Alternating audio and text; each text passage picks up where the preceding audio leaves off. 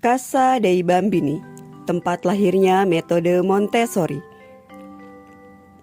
Bayangkan sebuah ruang kelas tempat anak-anak memilih kegiatan mereka sendiri, bereksplorasi dengan material-material nyata, dan belajar dengan kecepatan mereka sendiri. Ini bukan visi futuristik, tetapi realitas revolusioner dari Casa dei Bambini.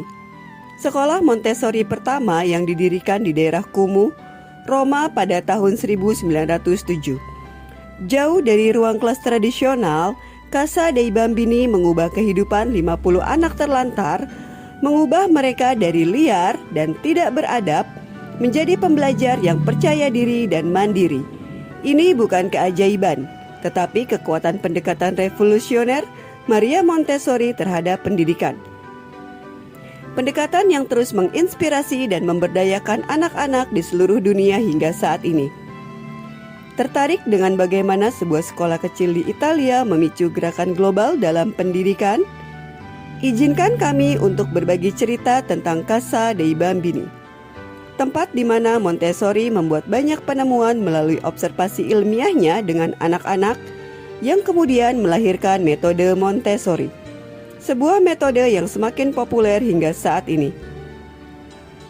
Lahirnya Casa dei Bambini, sekolah Montessori pertama di awal abad ke-20 di Roma, merupakan tanggapan atas tantangan sosial dan ekonomi yang dihadapi oleh anak-anak terlantar dan tidak terdidik yang tinggal di lingkungan San Lorenzo.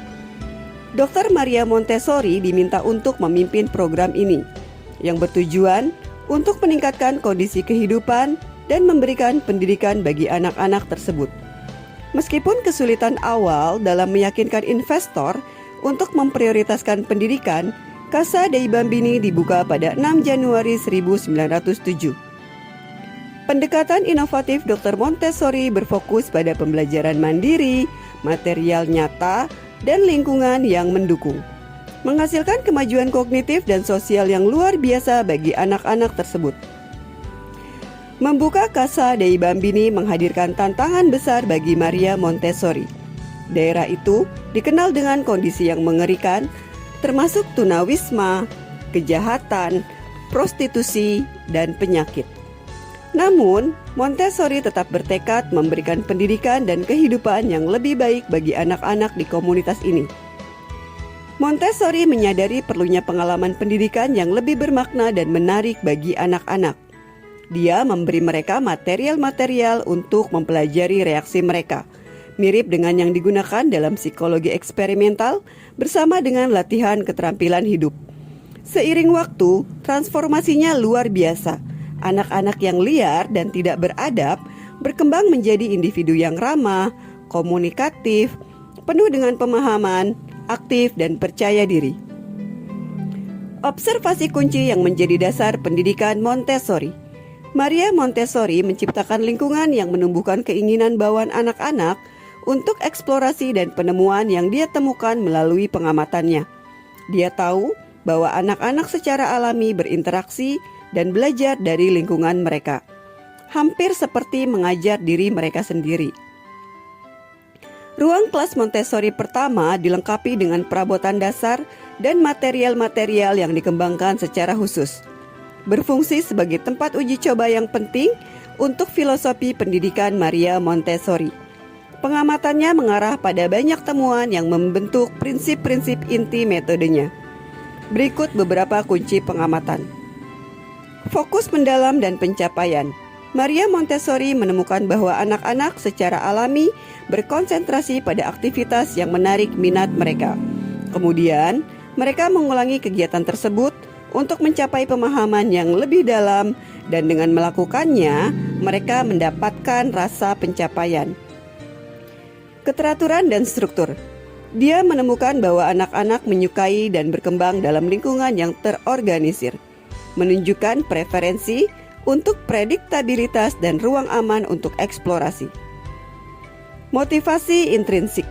Sangat cepat Maria Montessori menyadari bahwa anak-anak lebih menyukai kegiatan praktikal yang mereka lihat dilakukan orang dewasa di sekitar mereka daripada mainan.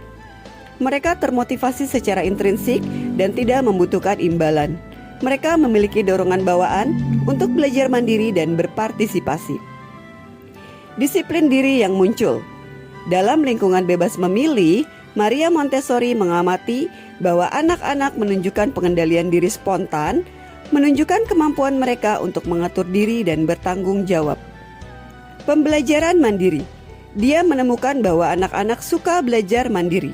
Ketika diberi kesempatan untuk memilih kegiatan dan mengoreksi diri sendiri, anak-anak mengembangkan kemandirian dan cinta pengetahuan melalui eksplorasi mandiri. Selanjutnya, bagaimana Maria Montessori mengubah ruang kelas. Dipandu oleh penemuan tersebut, Montessori menerapkan beberapa perubahan yang menjadi ciri khas pendekatannya. Lingkungan ramah anak. Perabotan berat diganti dengan meja dan kursi khusus anak, dan material-material ditempatkan dalam jangkauan yang mudah. Kegiatan keterampilan hidup yang diperluas. Tugas-tugas seperti menyapu dan perawatan pribadi diperluas untuk mencakup berbagai latihan untuk perawatan diri dan bertanggung jawab terhadap lingkungan. Area terbuka. Dimasukkannya ruang terbuka mendorong pergerakan dan eksplorasi di dalam ruang kelas. Siklus kerja.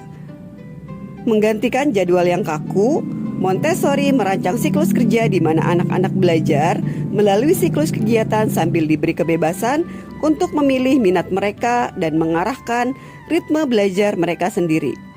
Maria Montessori sebagai pengamat dan pembimbing, sementara anak-anak memimpin perjalanan belajar mereka. Orang dewasa yang terlatih memainkan peran penting sebagai pengamat dan pembimbing. Mereka tidak mendikte atau memerintah, tetapi mengamati minat anak-anak dan secara halus membimbing mereka menuju kegiatan yang sesuai dengan kebutuhan dan tahap perkembangan mereka saat ini. Pemberdayaan pembelajar. Prinsip inti Montessori. Maria Montessori percaya bahwa memberikan kebebasan kepada anak-anak untuk bekerja secara mandiri dengan material dan aktivitas yang mereka minati akan mendorong kemandirian dan motivasi intrinsik. Hal ini memungkinkan anak untuk memiliki pemahaman yang lebih dalam tentang pembelajaran mereka. Dia terus mengamati, memperbaiki lingkungan, dan membangun metodologinya yang bertujuan untuk memberdayakan anak menjadi pembelajar mandiri dengan kecintaan terhadap pengetahuan. Pengaruh berkelanjutan Casa dei Bambini. Casa dei Bambini terus memberikan pengaruh yang signifikan pada praktik dan penelitian pendidikan di bidang perkembangan anak dan pendidikan. Pendekatan pendidikan Dr. Montessori menekankan pentingnya pembelajaran berpusat pada anak, pengajaran individual, dan pengembangan kemandirian serta disiplin. Metodenya telah terbukti efektif dalam meningkatkan prestasi akademik, perkembangan sosial emosional, dan kesejahteraan anak secara keseluruhan.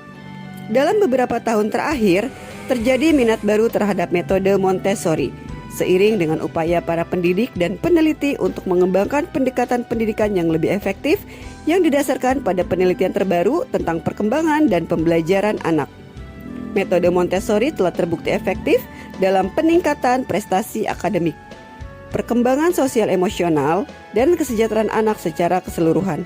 Dan metode ini terus menjadi pilihan populer bagi orang tua yang mencari pendekatan pendidikan yang lebih holistik untuk anak-anak mereka. Terima kasih.